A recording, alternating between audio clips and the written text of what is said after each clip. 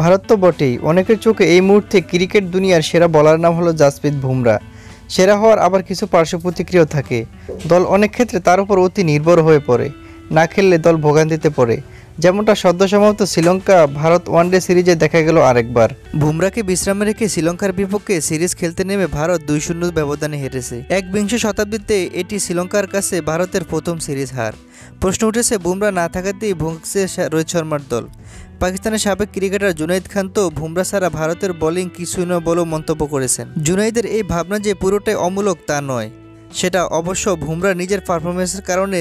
সর্বশেষ টি-20 বিশ্বকাপে বুমরা কী করেছে সেটা নিশ্চয়ই বলেননি। ফাইনালে দক্ষিণ আফ্রিকার 30 বলে প্রয়োজন ছিল 30 রান, হাতে ছিল 6 উইকেট। এমন পরিস্থিতি থেকে ভারতকে ম্যাচ জেতাতে পারেন শুধু বুমরাই। শেষ পর্যন্ত তিনিই জেতান ভারতকে। রূপক অর্থে বললে বিশ্বকাপ ট্রফিটা এডেন মার্কামের হাত থেকে কেড়ে নিয়েছে শুধু একমাত্র বুমরা। ভারতকে বিশ্বকাপ জেতানোর বড় ভূমিকা রাখা বুমরা এখন বিশ্রামে আছেন। অনেক বছর ধরে মূলত বেছে বেছে বুমরাকে খেলানো হয় ভারতের। তাই পাকিস্তানের সাবেক ক্রিকেটার জুনাইদ খান তার এক পোস্টে লেখেন, বুমরা ছাড়া ভারতের বোলিং লাইন একদম জিরো। আপনি কি একমত?